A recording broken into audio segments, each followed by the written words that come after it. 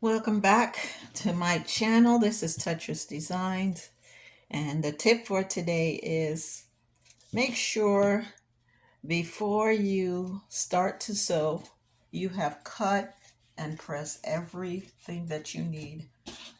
That would be from the interfacing all the way to the lining and also for the main part of your garment.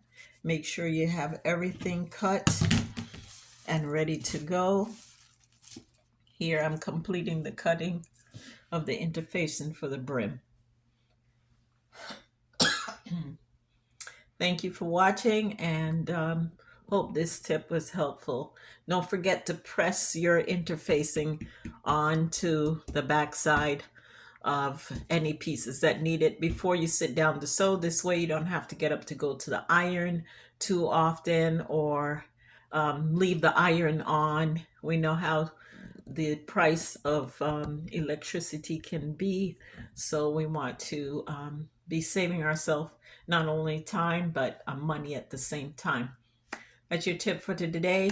Thank you for joining me for this short video. Have a great day.